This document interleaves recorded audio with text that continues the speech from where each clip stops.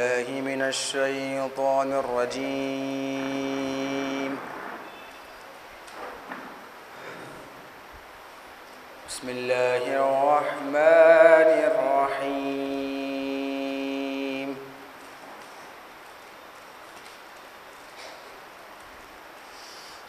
सुब्हानल्लज़ी अस्रा बिअब्दिही लैलन मिनल मस्जिदिल हराम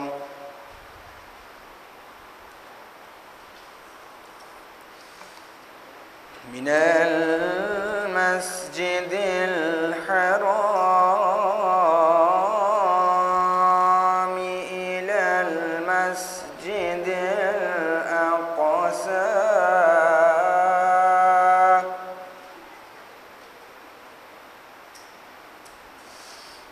इलल मस्जिदिल अक़सा अल्लज़ी बारकना हौलहू लिनुरियहू मिन आयातिना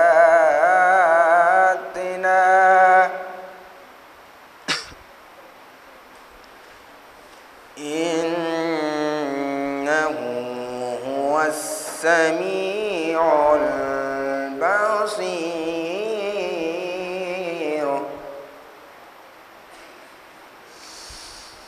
व आतैना मूसल किताब व जअलनाहु हुदन लिबनी इस्राईल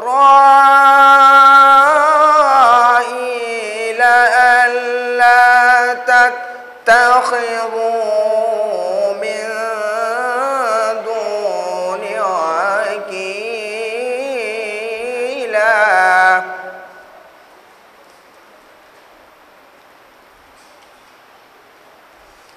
ذُرِّيَّةَ مَنْ حَمَلْنَا مَعَ نُوحٍ إِنَّهُ كَانَ عَبْدًا شَكُورًا।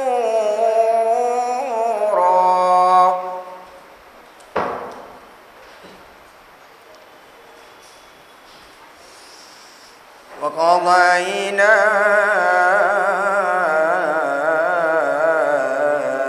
إلى بني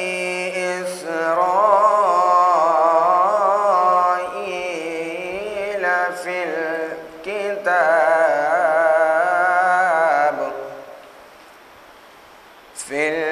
الكتاب لتفسدن في الأرض مرتين على تعلن علوا كبيرا صدق الله العلي العظيم وصدق رسوله النبي الكريم اللهم صل على محمد وآل محمد सलावत मोहम्मद व आले।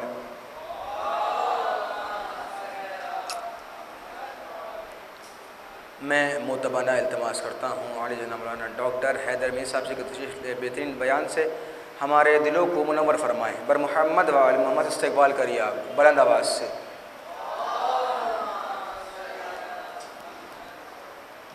अस्सलामु अलैकुम व रहमतुल्लाहि व बरकातुहू। आप लोगों का नाजुल बलागा का ये आज 5वां दर्स है और मैं मौला कायनात अमीरुल मोमिनीन अली इब्न अबी तालिब अलैहिस्सलातु वस्सलाम के इरशादात और उनके फरमुदात की रोशनी में जो हमारा तरीक़े ज़िंदगी होना चाहिए उसको समझाने की कोशिश हम कर रहे हैं। ये याद रखिए कि इस्लाम एक बहुत बड़ी नेमत की शक्ल में हमको मिला है।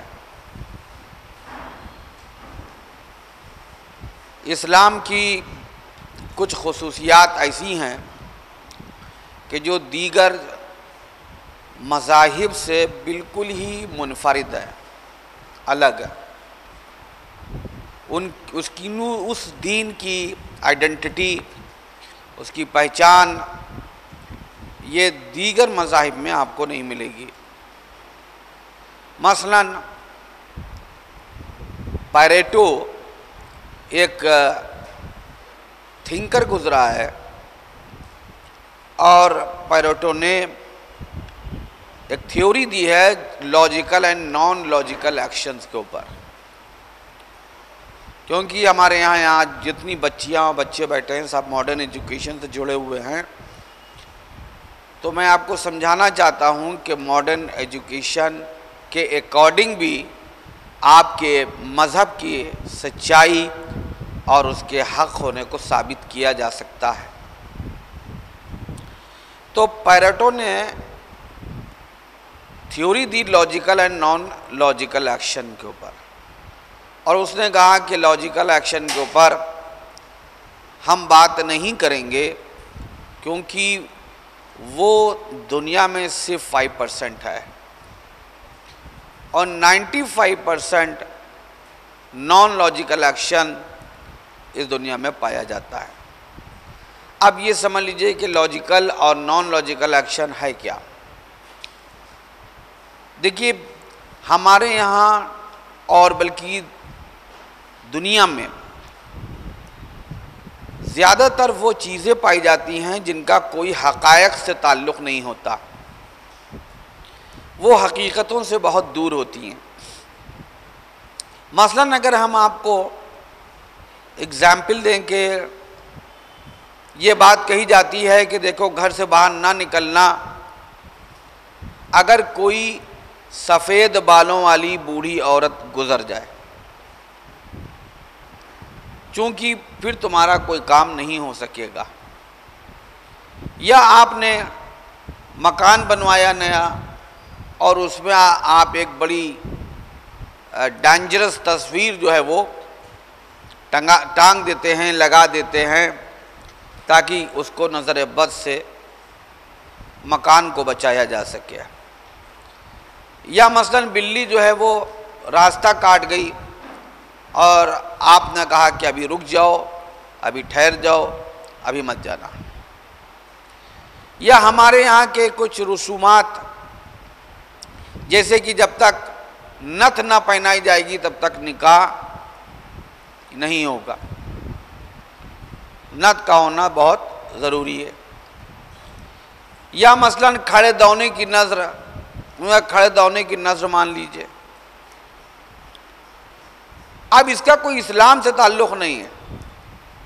या कहा जाता है कि भाई इमाम हुसैन अलैहिस्सलाम की जो फातिहा है वो खड़े होकर दी जाएगी और जो मरहूम की फातिहा है वो बैठ कर दी जाएगी। आज भी ये कल्चर गांव वगैरह में मौजूद है कि वहाँ बैठ कर के ही दी जाती है। इसके अलावा बहुतेरी चीज़ें हैं जिसको आपके सामने रखा जा सकता है।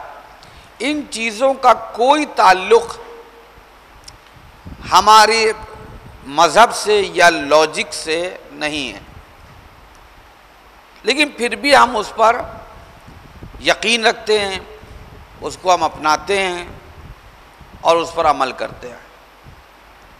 ये सारी चीज़ें दुनिया में इस तरह की बहुत पाई जाती हैं। इसी को कहा गया है कि नॉन लॉजिकल एक्शन। पैरेटो ने इसको नॉन लॉजिकल एक्शन कह करके पुकारा है, गैर मंतिकी अमल।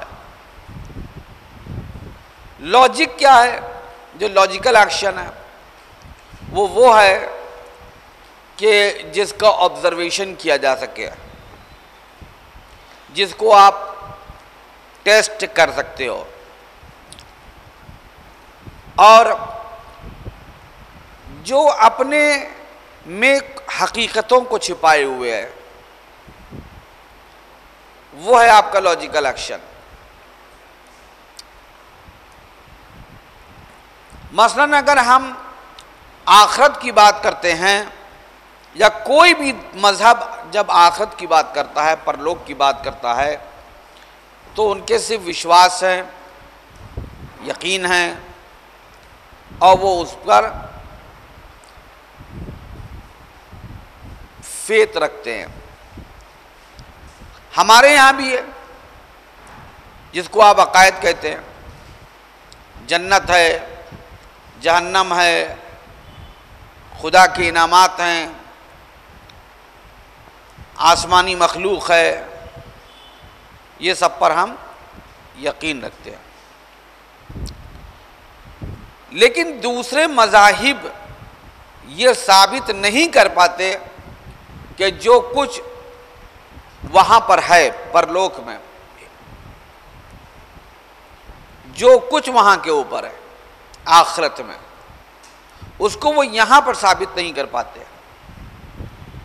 लेकिन हमारा दीन और मज़हब वो है कि जो यहाँ पर साबित कर सकता है कि वहाँ मखलूक भी है, वहाँ पर पानी की नहर भी है, और वहाँ के ऊपर जन्नत भी है, और उनको रिवॉर्ड भी उन लोगों को मिलेगा कि जो मोमिनीन में से हैं।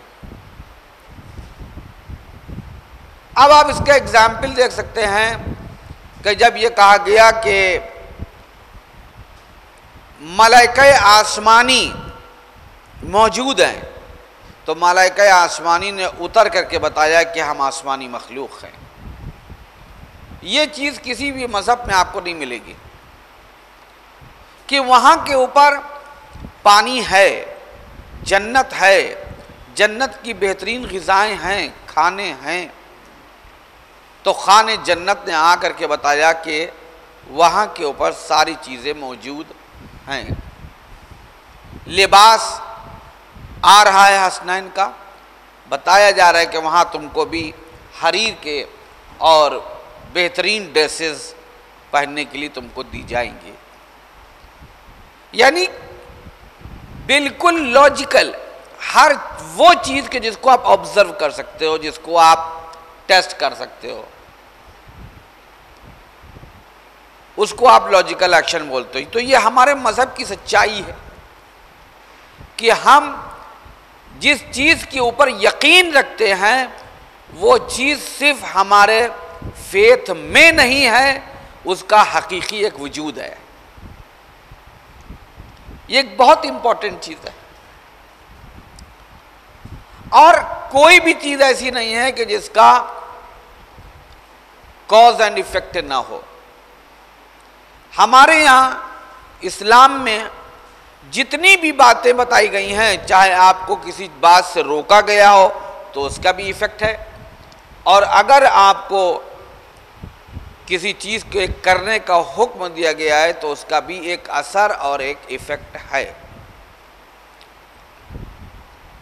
मसलन ज़ाहिरी तौर के ऊपर एक हम कहें कि अगर आप किसी को सलाम करोगे तो उधर से आपको सलामती की दुआ मिलेगी, ये आप एक इफेक्ट देख रहे हो।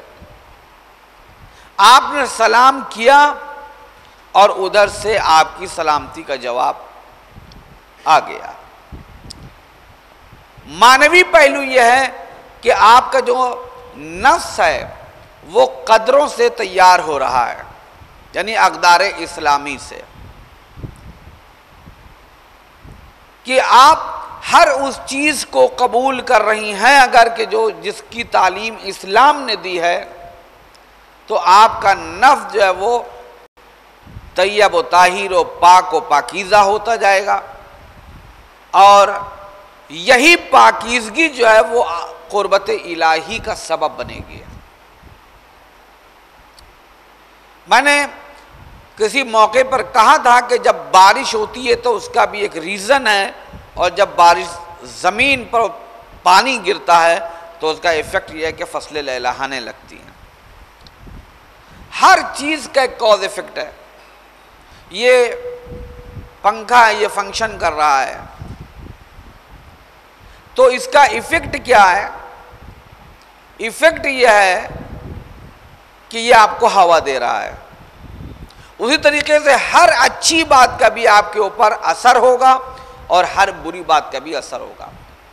आप अगर किसी हॉल में, यही हॉल अगर खाली हो और आप एक आवाज़ दें, तो जैसे ही आवाज़ देंगे आपको अपनी आवाज़ सुनाई देगी। आप किसी वैली में चले जाएं,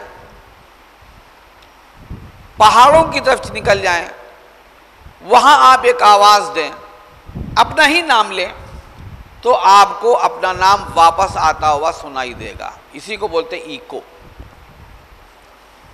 इको सिस्टम पाया जाता है। ये इको सिस्टम क्यों है? ये इको सिस्टम हमारे लिए एक दर्स है कि as you sow so shall you reap. जैसा तुम बोगे वैसे ही तुम काटोगे। अगर तुम अच्छी आवाज़ दे रहे हो तो तुम्हारी तरफ अच्छी आवाज़ें आएंगी, अगर तुम बुरी आवाज़ दे रहे हो तो तुम्हारी तरफ बुरी आवाज़ें आएंगी। अगर तुम्हारा अमल अच्छा है तो उसका रिजल्ट तुम्हारी तरफ अच्छा ही होगा, अगर तुम्हारा अमल बुरा है तो उसका रिजल्ट बुरा होगा। यानी हर इंसान को जो है वो फेस करना पड़ेगा अपनी अच्छाई और अपनी बुराई के नतीजे को। इंसान ये समझता है कि हमने बड़ी अच्छाई की है, किसी को बेवकूफ़ बना दिया, तो असलन उसने किसी को बेवकूफ़ नहीं बनाया, उसने अपने को बेवकूफ़ बनाया है। वो अपने को धोखा दे रहा है। मसलन अगर कोई झूठ बोलता है और वो ये सोचे कि हम दूसरे को धोखा दे रहे हैं, तो ऐसा नहीं है, बल्कि वो खुद अपने नफ्स को धोखा दे रहा है। अगर कोई इंसान जो है वो बगैर किसी उज्र के रोजा नहीं रखता है, तो फिर वो किसी को धोखा नहीं दे रहा है, ना पड़ोसी को, ना वालिदैन को, ना भाई को। उसका असर जो है वो खुद उसके ऊपर मुरतब होने वाला है। तो हर अच्छाई और हर बुराई का अपना एक नतीजा है, एक उसका इफेक्ट है। ये हमको दिमाग में रखना चाहिए। अब जितनी भी इस्लामी तालीमात हैं या जितने भी फरमुदात अमीरुल मोमिनीन अली इब्न अबी तालिब अलैहिस्सलातु वस्सलाम हैं, वो सब के सब अपने में एक इफेक्ट रखते हैं, एक असर रखते हैं। मसलन जैसे आपने इरशाद फरमाया है कि वक़ाला अलैहिस्सलाम, यानी अमीरुल मोमिनीन अली इब्न अबी तालिब अलैहिस्सलातु वस्सलाम, क़ीमतो कुल्ले इम्रिइन मा युहसिनुहु, हर इंसान की कद्र व कीमत वही नेकियां हैं जो उसमें पाई जाती हैं। कोई हर चीज की एक कीमत होती है। कोई भी चीज आप खरीदेंगे तो उसकी एक कीमत होगी। आप एक कॉपी लें, एक डस्टर लें, एक पेंसिल लें, एक पेन लें, एक पानी की बोतल लें, हर एक की आपको कीमत देना पड़ती है। तो जिस मखलूक को अल्लाह ने सबसे कीमती बनाया है और वो दस्त कुदरत की बनी हुई अजीब व गरीब माजून हो और जिस पर खुदा ने फ़ख्र भी किया हो, उसकी क्या कोई कीमत ना होगी? उसकी भी कीमत है। उसकी कीमत क्या है? उसके वजूद में पाई जाने वाली नेकियां। जितनी नेकियां आप करते जाएंगे और जिन नेकियों को आप अपनाते जाएंगे और उस पर अमल करते जाएंगे, यानी कि इस्लामी तालीमात के अकॉर्डिंग जितना आपका सोशलाइजेशन होता जाएगा, आपकी कीमत उतनी ही ज़्यादा बढ़ती चली जाएगी। किसी भी इंसान की कद्र व कीमत उसके मेकअप से नहीं बढ़ती है, उसकी दौलत से नहीं बढ़ती है, उसके ख़ानदानी जलाल से नहीं बढ़ती है, बल्कि खुद उसमें पाई जाने वाली नेकियों से बढ़ती है। ये कहा जाए कि भाई ये बेटा है और ये एक बड़े ख़ानदान का है, तो हर समझदार और पढ़ा लिखा इंसान कहेगा कि इससे क्या फ़र्क पड़ता है, बड़े घर का हो या छोटे घर का हो। इनके वालिद साहब बहुत दौलतमंद हैं, क्या फ़र्क पड़ता है इससे। सैकड़ों लोग रईस होते हैं, सैकड़ों जो हैं वो धनी होते हैं, सैकड़ों अमीर होते हैं। खुद इसमें क्या खासियत है? कोई रिश्ता आता है मसलन, तो उसमें बैकग्राउंड को देखा जाता है, लेकिन ये नहीं देखते कि इस लड़के और इस लड़की में खुद जाती सिफात क्या है। इसीलिए कहा जाता है कि जब रिश्ता तय करो तो ये देखो कि लड़का मोमिन है कि नहीं है, मुत्तकी है कि नहीं है, परहेजगार है कि नहीं है, इसके मामलात कैसे हैं। उसी तरीके से लड़की का हुस्न और जमाल की तरफ मत जाओ, बल्कि उसमें पाई जाने वाली नेकियों को तलाश करो। तो इस्लाम की नज़र में नेकियां हैं मेन, इंपॉर्टेंट क्या है? नेकियां। जितनी ज़्यादा नेकियां होंगी उतनी आपकी कद्र और कीमत ज़्यादा होगी। तो हमको चाहिए कि हम नेकियों की तरफ सबक़त करें। दूसरी बात कि इंसान की नेकियों का इजहार कैसे हो, वो है अदब। जितना ज़्यादा आप में अदब पाया जाएगा, इंसान देख करके पहचान लेगा कि ये बेटी और ये बेटा जो है वो अपने वजूद में नेकियां रखता है, ये सालेह है बंदा है ये, या ये नेक बंदी है ये। किसी ने मौला कायनात अमीरुल मोमिनीन अली इब्न अबी तालिब अलैहिस्सलातु वस्सलाम से पूछा, मौला हम बाअदब कैसे बने, हम में अदब कैसे डेवलप हो। यकीन जानिए कि जो मौला कायनात ने जवाब दिया है,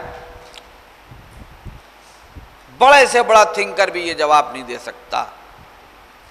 जिन्होंने निगेटिव एस्पेक्ट से पॉजिटिव रोशनी निकाल ली, यानी अंधेरे से नूर को अख्ज़ कर लिया।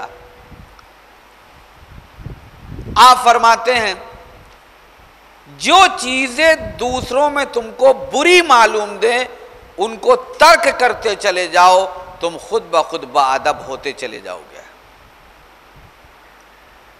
यानी अगर हमको कोई किसी इंसान का कोई अमल अच्छा नहीं लग रहा है और हमको लग रहा है कि ये अमल हम में पाया जाता है, तो फ़ौरन उसको तर्क कर दो कि जब देखने में हमको ये बुरा लग रहा है तो जो इंसान हमको इस अमल के साथ देखता होगा तो वो उसको कितना बुरा महसूस होता होगा। तो जो चीज़ें भी तुमको दूसरे में बुरी मालूम दें उसको छोड़ दो। कोई जालिम है, वो जुल्म करता है तो तुम जुल्म ना करना। कोई एक्सप्लॉइटर है, लोगों का एक्सप्लॉइटेशन करता है, शोषण करता है, इस्तेहसाल करता है, तो तुम इस काम को अंजाम न देना। कोई इंसान जब दूसरों पर रहम नहीं करता तो तुम अपने में रहम की सिफत को पैदा करो कि तुम लोगों के साथ रहम दिली से पेश आओ। जनाब मूसा अलैहिस्सलातु वस्सलाम के कलीम होने के पीछे एक वाक़या मिलता है जो मैंने खुद पढ़ा है कि जनाब मूसा अलैहिस्सलातु वस्सलाम से अल्लाह गुफ्तगू करता है। तो जनाब मूसा के दिल में ख्याल पैदा हुआ कि शायद अल्लाह की नज़र में इस रुए ज़मीन पर मैं सबसे बेहतर था, इसलिए उसने मुझी को अपना कलीम बना लिया। कलीम यानी गुफ्तगू करने वाला, कि खुदा मुझसे गुफ्तगू करता है। परवरदिगार ने जनाब मूसा को याद दिलाई एक बात कि मूसा, हमने तुमको कलीम क्यों बनाया है, आज इस बात को समझ लो। कहा कि वो वक्त को याद करो कि जब तुम बकरियां चरा रहे थे और तुम्हारे गले से एक बकरी जो थी वो निकल करके, यानी रेवड़ से निकल करके अलग चली गई। तुम उसके पीछे दौड़े कि कहीं वो चोट ना खा जाए, कहीं वो जख्मी ना हो जाए, इसको बचा लिया जाए। क्योंकि जाहिर सी बात है उस टाइम के ऊपर उबड़ खाबड़ बिल्कुल ज़मीन हुआ करती थी, पहाड़ होते थे, चट्टानें होती थीं, तो कहीं ये चोट ना खा जाए। वो आगे आगे भाग रही थी और तुम पीछे पीछे उसके दौड़ रहे थे, यहाँ तक कि तुमने उसको पा लिया और गोद में उठा करके उस पर एक नज़र मोहब्बत डाली और तुमने ये कहा कि तुमने अपने को भी थका लिया और मैं भी थक गया। ये जो तुमने नज़र मोहब्बत उस जानवर के ऊपर डाली थी वो हमको पसंद आ गई। तुमने नज़र मोहब्बत डालते हुए उसको अपनी आगोश में उठा लिया, हमने नज़र मोहब्बत डालते हुए तुम्हारे सर को अपनी बारगाह में बुलंद कर दिया, यानी तुमसे गुफ्तगू करके। तो आप देखिए कि एक बकरी का बच्चा वो कितना इंपॉर्टेंट है खुदा की नज़र में।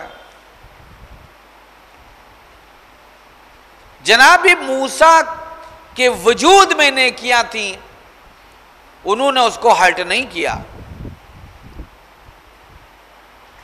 कोई भी जानवर होता है या दरख्त है, हम उस चलते हुए उसकी पत्ती तोड़ लेते हैं, कोई जानवर बैठा हुआ है तो हमने उसको एक ईंटा मार दिया, ये हमारी नफ्सी शैतानत होती है।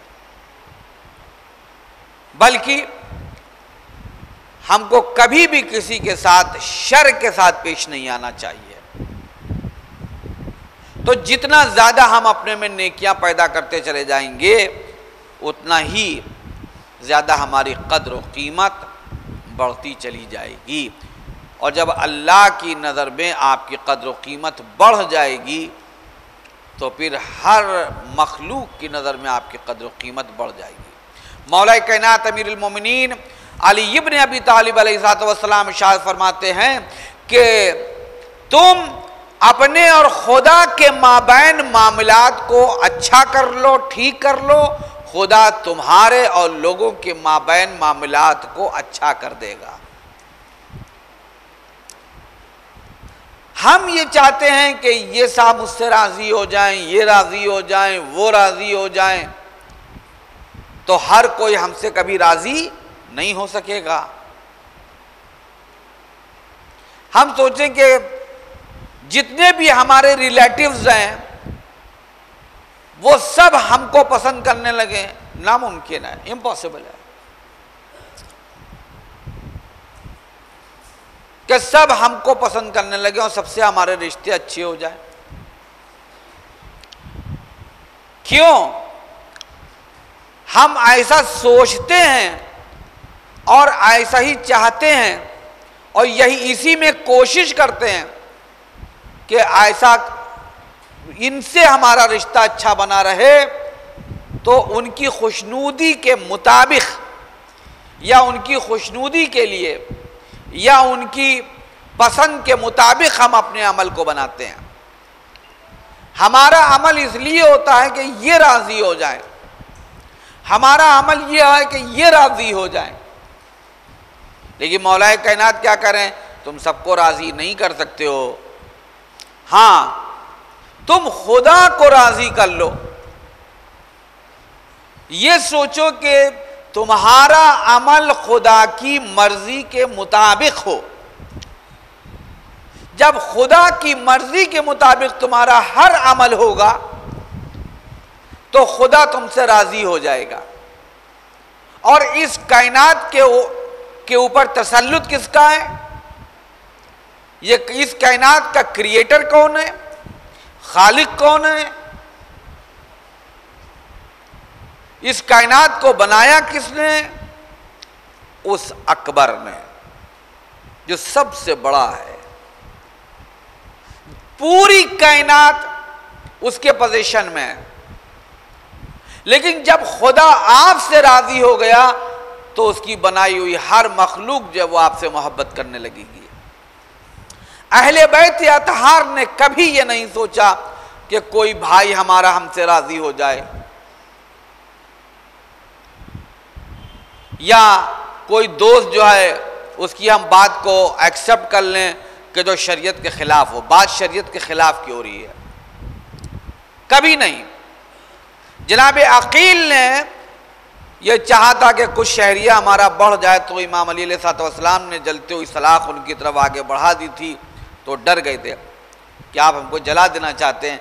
कहा अकील तुम इस आग से डर रहे हो, हम आखिरत की आग से न डरे।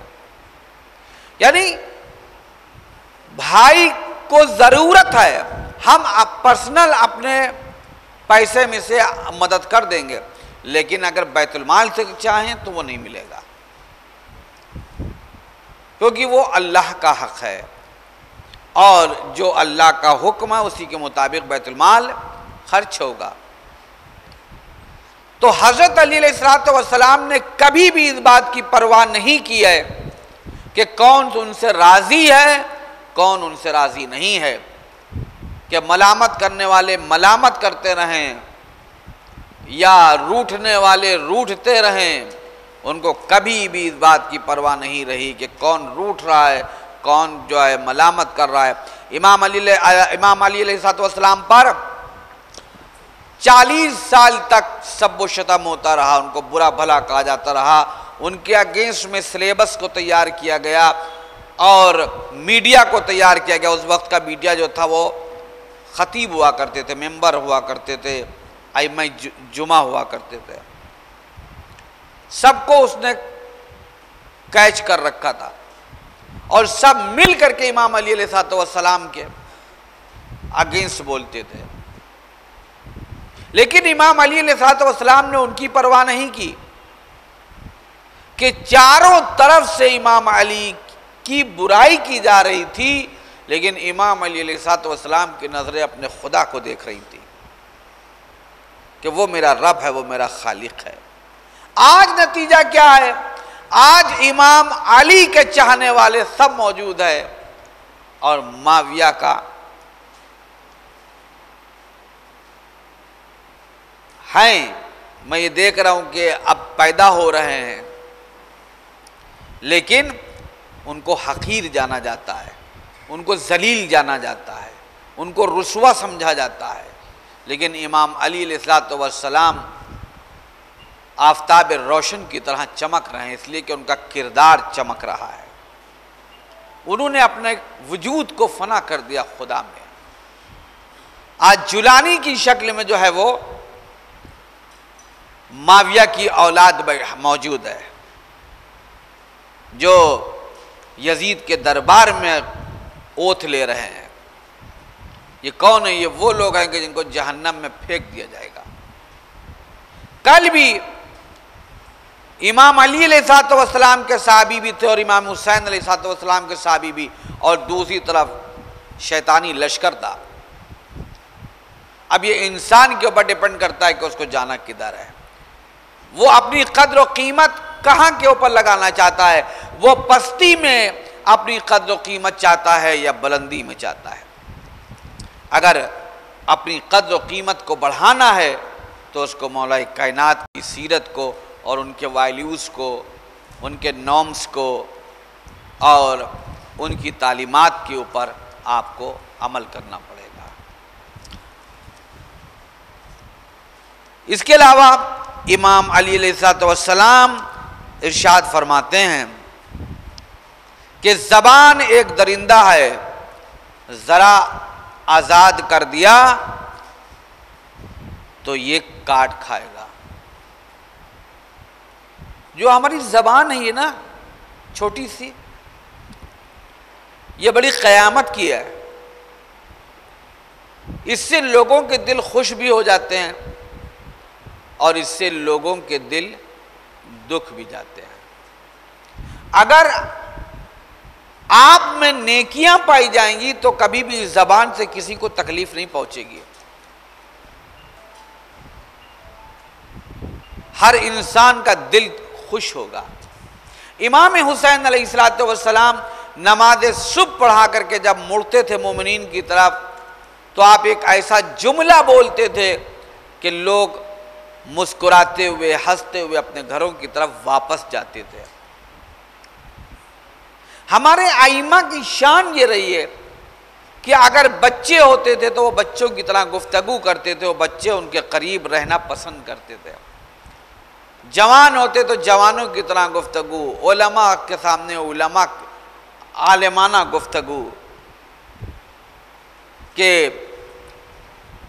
हर कोई हमारे आइम्मा के दर्स में बैठना पसंद करता था, चाहे वो उनका दुश्मन क्यों ना हो। इसलिए उनकी ज़बान, उनका कलाम, उनका अखलाक सबसे बेहतर था। हमारे इमाम जाफ़र सादिक़ अलैहिस्सलाम के मुताल्लिक़ एक वाक़या मिलता है कि एक शख्स आया। देखिए इमाम ने उसकी ज़बान को कैसे बदल दिया। और इमाम जो थे वो अपने असहाब के साथ में थे। जाहिर सी बात है, जब असहाब की पावर साथ में होती है या कोई ऑफिसर जा रहा हो उसके साथ इंस्पेक्टर और एक फोर्स चल रहा हो, तो उसका चलने का अंदाज बदल जाएगा। तो इमाम के साथ असहाब थे और एक शख्स आता है और आकर के इमाम को बुरा भला कहना शुरू कर देता है। अब असहाब के चेहरों के रंग जो थे वो चढ़ रहे थे, वो उतर रहे थे कि इमाम इशारा कर दें तो अभी हम इसको सबक सिखा दें। देखिए वो जबान कौन सी इस्तेमाल कर रहा है, वो जबान वो इस्तेमाल कर रहा है कि जिससे वो अपने को खतरे में डाल रहा है। लेकिन इमाम खामोश खड़े हुए हैं और किसी से कुछ नहीं कहा और ना कोई इशारा किया कि कोई एक्शन में आए। जब वो अपने दिल की भड़ास निकाल करके चला गया तो इमाम अलैहिस्सलाम ने अपने असहाब से कहा कि तुम लोग अपने घरों को जाओ। सब चले गए, लेकिन इमाम अपने घर नहीं गए। वो उस तरफ गए कि जहां उसके खेत थे। जैसे ही उसने इमाम को आते हुए देखा तो वो समझा कि ये शायद रिवेंज लेने के लिए आ रहे हैं, बदला लेने के लिए आ रहे हैं।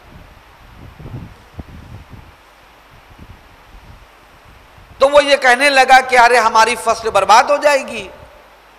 आप खच्चर पर गए थे, हमारी फसल बर्बाद हो जाएगी।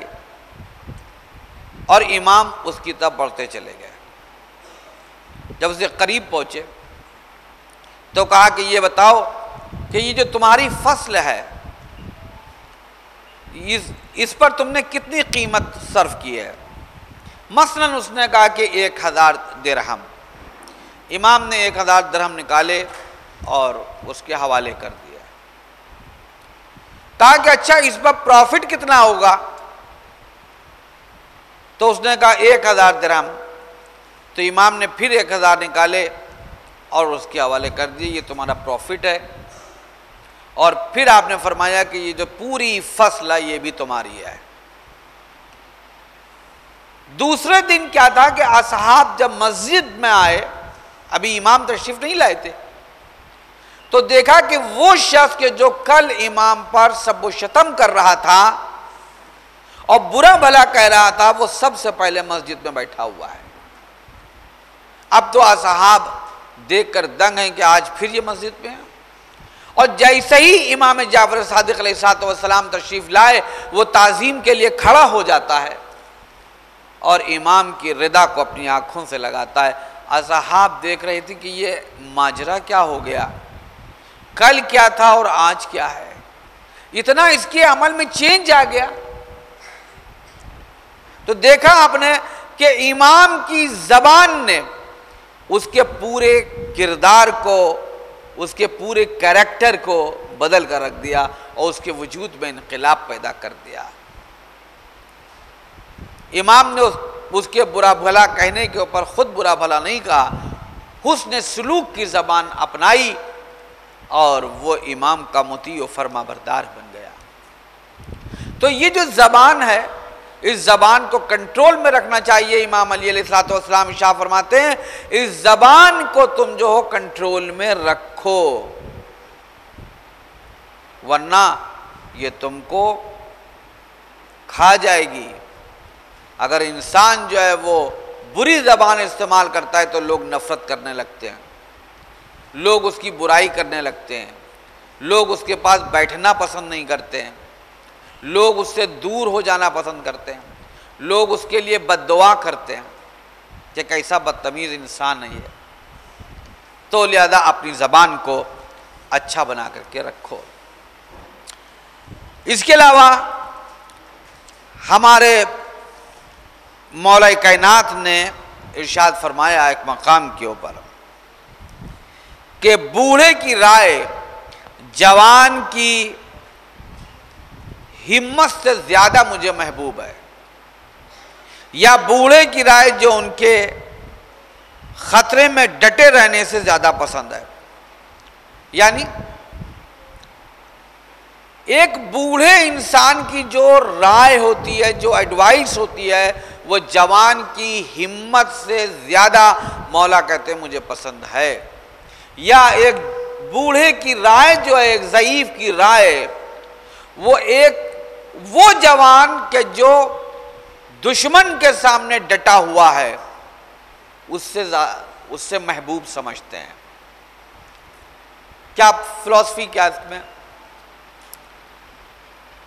कि एक ज़ईफ इंसान जब कोई मशवरा देता है तो वो अपने पूरे एक्सपीरियंस के साथ देता है, उसके साथ वक्त का एक तजर्बा होता है। मसलन आपकी उम्र जो है वो 21 साल है, 18 साल है, 17 साल है, और एक ज़ईफ की जो उम्र है वो 55 साल है, 65 साल है, 70 साल है। तो आपका जो तजर्बा है वो सिर्फ 17 ईयर्स तक है। 17 ईयर्स में भी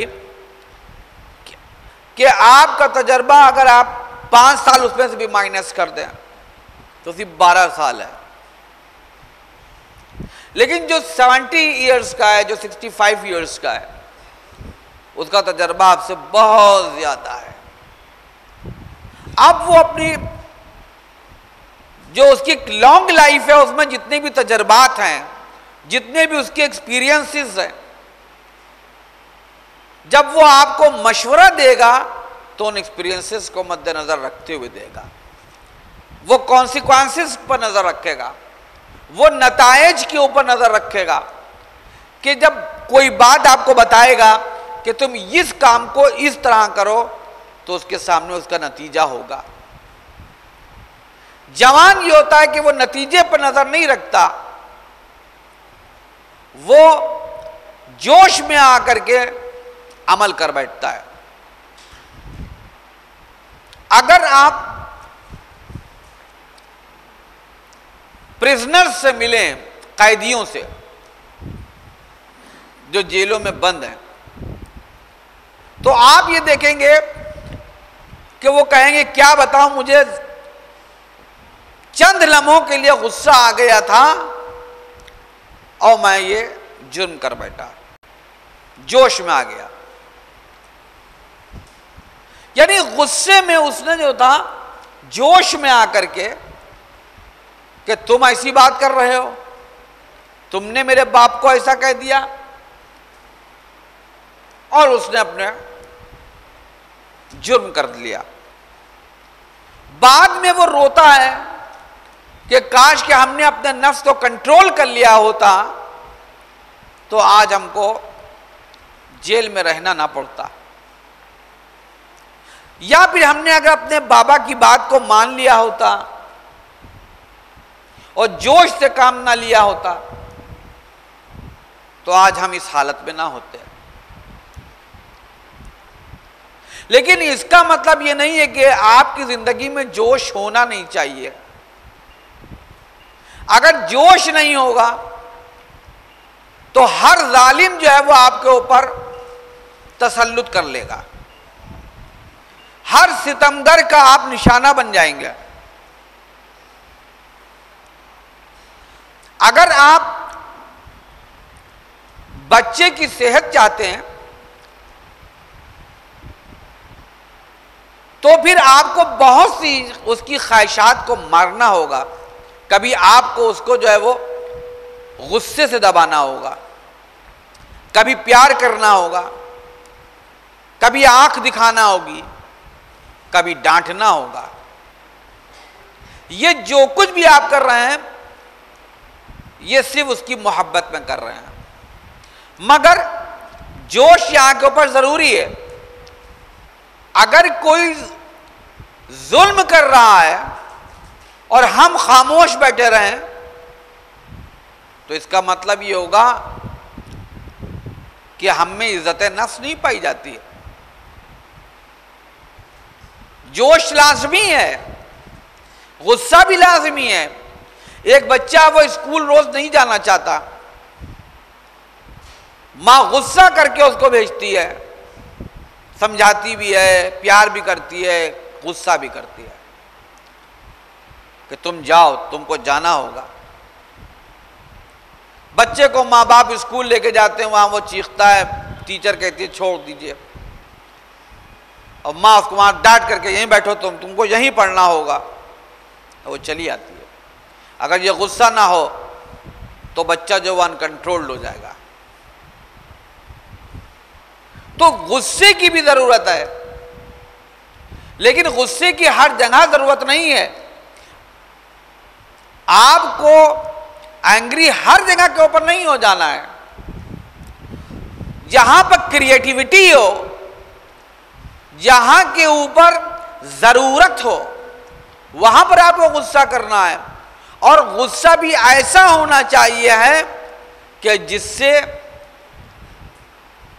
कोई चीज कंट्रोल की जा रही हो, जो अच्छाई की तरफ हो। बेवजह गुस्सा नहीं, वो तो गलत है, नाजायज है। तो अब अगर गुस्सा जो है वो ज़ईफ के एक्सपीरियंस के साए में हो, यानी एक तरफ जवान की हिम्मत हो और दूसरी तरफ ज़ईफ का एक्सपीरियंस हो, तजर्बा हो, यानी हिम्मत के लश्कर को ज़ईफ का तजर्बा अगर कंट्रोल करते हुए और लीड कर रहा है वो, तो याद रखिएगा सिवाय कामयाबियों के और कुछ नहीं मिलेगा। यानी हिम्मत का लश्कर होना चाहिए और उसका सरदार जो है वो ज़ईफ का एक्सपीरियंस होना चाहिए। हर लश्कर का एक सरदार होता है, उसी तरह ज़ईफ का जो एडवाइस है, जो उसका एक्सपीरियंस है, वो सरदारी का काम अंजाम दे और जवानों की जो हिम्मत है वो लश्कर का काम करे। हर रेजिमेंट में एक सालार होता है और पूरा जो रेजिमेंट होती है, जो दस्ता होता है आर्मी का, वो उसके ऑर्डर को फॉलो करता है। क्यों? हर एक में इतनी सलाहियत नहीं होती है कि किस मौके के ऊपर उसको कौन सा डिसीजन लेना है, किस मौके के ऊपर उसको पीछे हटना है, किस मौके पर उसको आगे बढ़ना है। ये कौन करेगा?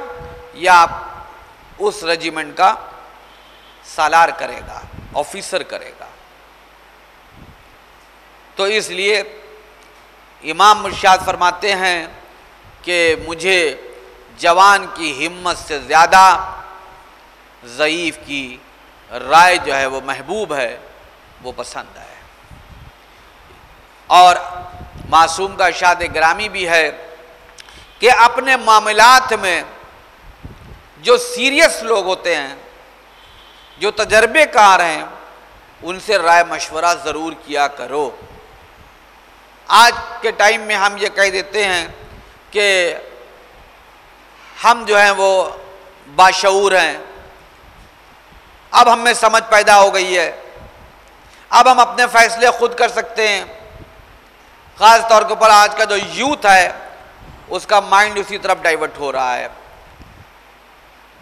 वो कहते हैं कि हमको इख्तियारात दिए गए हैं कि हम अपने फैसले खुद करें। ठीक है, आपके पास इतनी अक्ल समझ होनी चाहिए कि आप अच्छाई और बुराई को पूरी तरह समझ सकें, लेकिन जो एक्सपीरियंसेस हैं वो आप कहां से लाओगे? जो आपके माँ बाप के एक्सपीरियंसेस हैं वो आप कहां से लाओगे? जो आपके बुजुर्गों के तजर्बात हैं वो आप कहां से लाओगे? आप में अक्ल, फहम, शऊर, विजडम होना चाहिए, लेकिन इसका मतलब ये नहीं है हरगिज़ कि आप अपने माँ बाप की बात को ना माने, अपने बुजुर्गों की बात ना माने, या आप मशवरा ना करें। नहीं, आपको मशवरा करने का पूरा राइट है और आपको मशवरा करना चाहिए।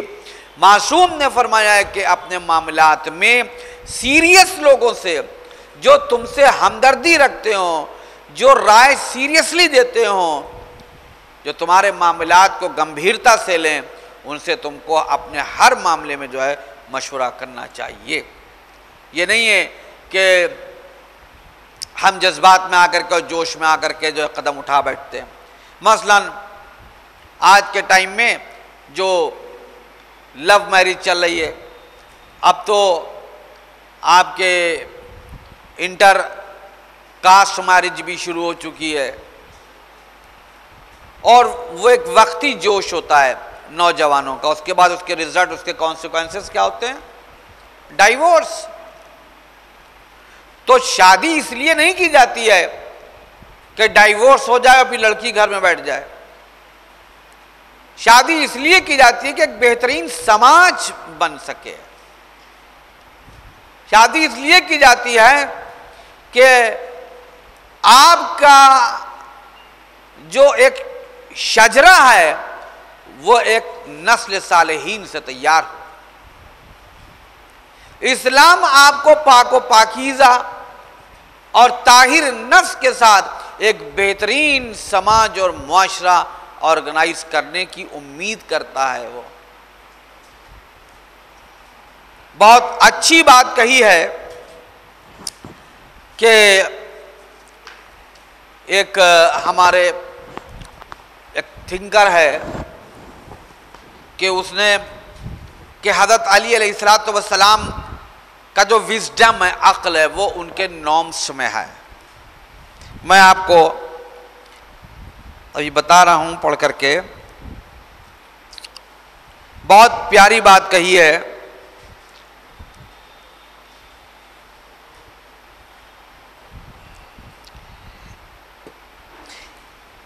सबसे पहले तो एडवर्ड गिबन, ये एडवर्ड गिबन है जो 1737 से 1794 यानी 1737 टू 1794 के बीच में इसका ज़माना रहा है, और ये ग्रेटेस्ट ब्रिटिश हिस्टोरियन था अपने वक्त का, यानी कि इतिहासकार था, हिस्टोरियन था, इतिहासकार, जानते ना आप लोग, इतिहासकार। वो ये कहता है अमीरुल मोमिनीन अली इब्न अबी तालिब अलैहिस्सलाम के लिए, देखिए जो मेरा लेक्चर है वो यहीं के ऊपर आकर के करके जो है वो सेंट्रलाइज्ड हो रहा है। He united the qualifications of a poet, a soldier and a saint. हजरत अली अलैहिस्सलाम ने जो एक शायर के सिफात होते हैं, जो एक सिपाही के सिफात होते हैं, और जो एक जिसे हम सेंट यानी आलिम के सिफात होते हैं, साधु के सिफात होते हैं, जैसे उसको हिंदी में साधु बोलते हैं, यानी एक आलिम स्कॉलर के जो सिफात होते हैं, ये सारी चीजें वजूद अली में जमा थी।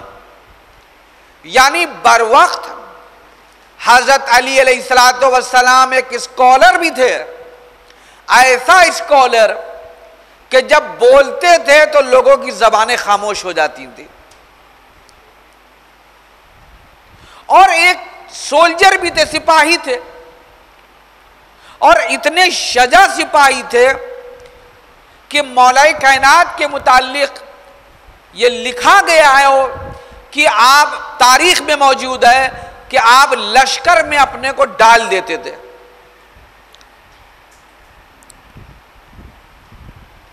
यानी दुश्मनों के बीच में अपने को डाल देते थे, और फिर जंग करते हुए जब ऊपर आते थे तो सिर्फ दुश्मनों के सर उड़ रहे होते थे। यानी इतना शजा। कभी भी अमीरुल मोमिनीन अली इब्न अबी तालिब अलैहिस्सलातु वस्सलाम ने पीछे मुड़कर यह नहीं देखा था कि मेरे साथ लश्कर आ रहा है कि नहीं आ रहा है, उन्होंने ये देखा था कि मेरे साथ खुदा है कि नहीं है। जैसा भी मैंने अर्ज किया कि आपने इरशाद फरमाया है मौला कायनात ने, अगर तुम खुदा और अपने बीच मामलात को ठीक कर लो तो खुदा तुम्हारे और बंदगाने खुदा के बीच में तुम्हारे सारे मामलात को ठीक कर देगा। तुम्हारी नजर जो है वो खुदा पर होना चाहिए। फिर जो है सास बहू का झगड़ा नहीं होगा, फिर हस्बैंड एंड वाइफ का झगड़ा नहीं होगा, फिर नंद और भावज के झगड़े नहीं होंगे, फिर पड़ोसी पड़ोसी के झगड़े नहीं होंगे, क्योंकि हमारी नजर अल्लाह के हुक्म के ऊपर है, उसकी इताअत पर है। कोई भी अगर आपको ये हुक्म दे रहा हो, चाहे आपका शौहर क्यों ना हो या आपके वालिदैन क्यों ना हो, कि जो हुक्म अल्लाह के हुक्म से टकरा जाए उसको किसी भी कीमत के ऊपर एक्सेप्ट नहीं किया जा सकता। अल्लाह का हुक्म सबसे ऊपर है। तो देखिए तीनों चीजें इमाम अली अलैहिस्सलाम में मौजूद थी। आप एक पोइट भी थे, बेहतरीन कलाम, बेहतरीन कलाम पेश करते थे। एक आप सिपाही भी हैं और एक आप स्कॉलर भी है। जिस बात के लिए मैंने आपको ये सुना रहा हूं वो ये है कि his wisdom still breathes in a collection of moral and religious science. जो हजरत अली अलैहिस्सलातु वस्सलाम की अक्ल कामिल थी, वो सांस कहां लेती थी? कलेक्शन ऑफ मॉरल, यानी कि जो वैल्यूज का मजमुआ था उसमें इमाम अली की विजडम की सांसें, अक्ल की सांसें चलती थी। यानी अक्ल की सांस मॉरल्स में, वैल्यूज में, मूल्यों में, कदरों में, अच्छी बातों में, उसमें अली की अक्ल जो थी वो सांस लेती थी। और ये सारी चीजें आपको कहां मिलेंगी? अमीरुल मोमिनीन अली इब्न अबी तालिब अलैहिस्सलातु वस्सलाम की सेइंग्स में मिलेंगे। कि आपकी रिलीजियस सेइंग्स जितनी भी हैं उसमें आपको ये चीज नजर आएगी। तब आप देख लीजिए कि जब अमीरुल मोमिनीन, आज उस शख्सियत का नाम है कि जिससे बुलंद कोई जात नहीं है सिवाय जात रसूल और खुदा के, और जिन्होंने खुद इरशाद फरमाया है कि किसी भी मुफक्किर का दायरे फिक्र हमारे परवाज की बुलंदी पर नहीं मार सकता है। वो ये कह रहे हैं कि अली की जो अक्ल कामिल है वो वैल्यूज में सांस लेती है, मॉरल्स में सांस लेती है, ह्यूमैनिटी में, इंसानियत में सांस लेती है, लोगों की हमदर्दी में सांस लेती है, लोगों की नेकियों के साथ सांस लेती है। यही वजह है कि अली कभी भी नेकियों में पीछे नहीं रहे, ना ही इताअत में पीछे रहे। खुदा की जब आपके ज़रूरत लगी है तो आपने फरमाया था कि ये मेरे माबूद तू गवाह है कि अली ने अब तेरी इताअत में कभी कोताही नहीं की है, छोड़ने की बात तो दूर की है, कोताही नहीं की। जैसे ही तेरा हुक्म होता था वैसे ही हम उस पर इताअत करते थे, उसको अमल में ले आते थे। व आखिर दवाना अल्हम्दुलिल्लाहि रब्बिल आलमीन।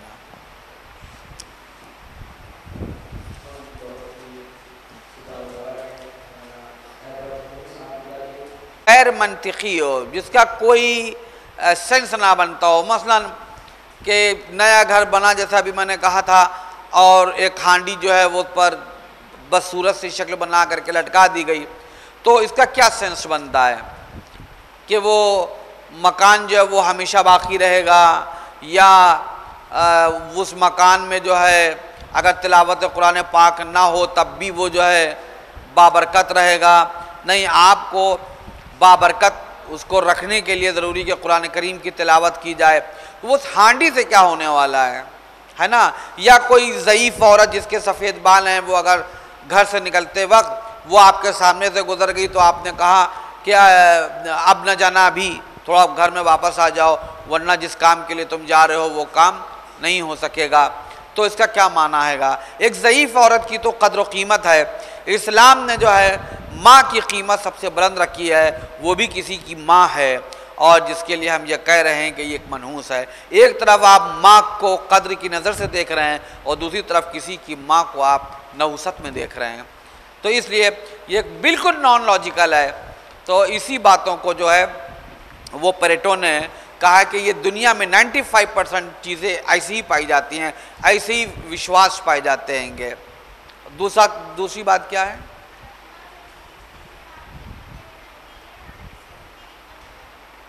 क्या कहा है?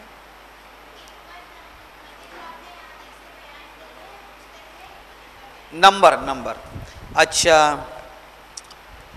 देखिए मैंने आपके सामने ज़बान एक दरिंदा है, ज़रा आज़ाद कर दिया जाए, ज़बान के ऊपर जो बात की है वो हिकमत नंबर 60 है, 60 लिख लें आप लोग, 60। हमने दूसरी अर्ज़ की, हर इंसान की कद्र कीमत वही नेकियां हैं जो उसमें पाई जाती हैं। ये हिकमत नंबर 81 है, 81। उसके बाद तीसरी जो मैंने अर्ज़ की है कि बूढ़े की राय जवान की हिम्मत से ज़्यादा मुझे महबूब है, वो हिकमत नंबर 86 है।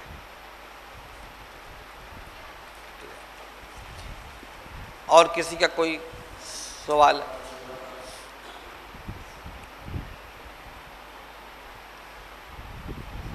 और कोई कुछ पूछना चाहेगा? कुछ बच्चों में तुम लोग, लड़कों में सब लड़कियां पूछती हैं, तुम लोग नहीं पूछते हो?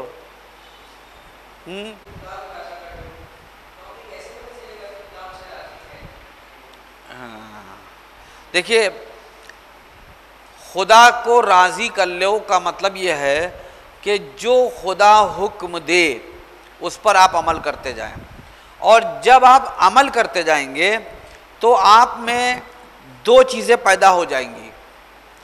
एक तो आप में तकवा पैदा होगा, आप बुराइयों से बचने लगेंगे, बुराइयां आपको बुरी लगेंगी, अच्छाइयां जो हैं वो आपको महबूब मालूम देंगी, ठीक है ना। जैसे कि मासूम का इरशाद गिरामी है कि अगर तुम ये जानना चाहो कि तुम्हारी नमाज कबूल हो रही है कि नहीं हो रही है, या नमाज कबूल हुई कि नहीं हुई, तो ये देखो कि तुमको नमाज में लुत्फ़ महसूस हो रहा है कि नहीं हो रहा है। अगर तुमको नमाज में एक लुत्फ़ महसूस हो रहा है तो फिर समझना तुम्हारी नमाज कबूल हो रही है, और अगर तुमको नमाज से थकान महसूस हो रही है, ऐसा लगता है कि जैसे ज़बरदस्ती मैं पढ़ रहा हूँ, मुझ पर थोप दी गई है, तो अब इसका मतलब नमाज कबूल नहीं हो रही है। दूसरी चीज़ यह है कि जब आप अल्लाह के मुतीओ फरमाबरदार हो जाएंगे तो आपकी मुआशरे में इज्जत बहुत बढ़ जाएगी। आप छोटे होंगे और बड़े जो हैं वो आपकी इज्जत करने लगेंगे। ये दो पॉइंट जो मैंने आपको बताए हैं, इसको आप अपने दिमाग में रखिएगा, बहुत ही इंपॉर्टेंट है। इस बच्चे ने बहुत अच्छा सवाल किया कि एक तो आपकी इज्जत में इजाफा हो जाएगा और दूसरे जो है आपको नेकियों से जो है वो मोहब्बत हो जाएगी और बुराइयों से जो है वो नफरत होने लगेगी। ये जो कहा जाता है कि इमाम अली अलैहिस्सलाम का जिक्र अपनी मजालिस में करो, ये क्यों कहा जाता है? मजालिस का मतलब से ये वो नहीं होता है कि जो तीजे और चालीसवें की मजलिसों में हो रहा है या मुहर्रम में फ़कत हो रहा है, नहीं, जहां बैठो वहां अली का जिक्र करो। चाहे तुम अपने घर में हो, अपने फ्रेंड्स के साथ हो, अपने दोस्तों के साथ हो, अपने रिलेटिव्स के बीच में हो, अमीरुल मोमिनीन अली इब्न अबी तालिब अलैहिस्सलाम का जिक्र करो। अली खैर ही खैर है, अली के वजूद में कोई नक्स नहीं है, अली के किरदार में कोई नक्स नहीं है। तो जब भी आप इमाम अली अलैहिस्सलाम का जिक्र करेंगे तो किस चीज़ का जिक्र करेंगे? उनका खैर का जिक्र करेंगे। उनकी लाइफ के जिस एस्पेक्ट पर भी आप गुफ्तगू करेंगे वो आपको रोशन नजर आएगा।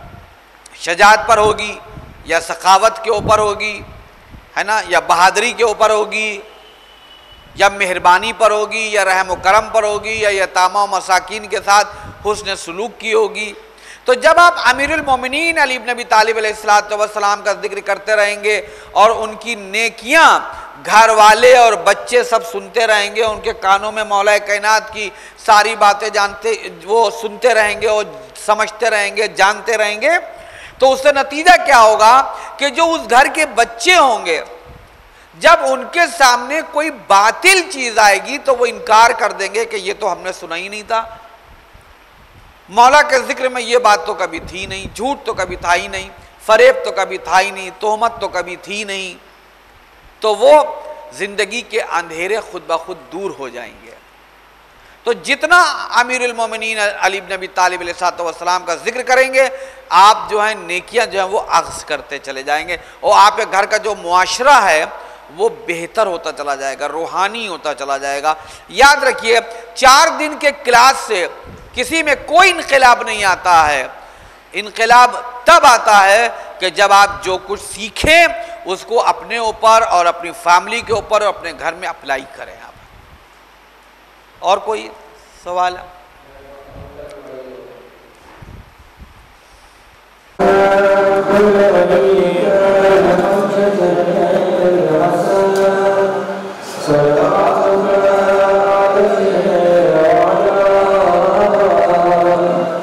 Yeah.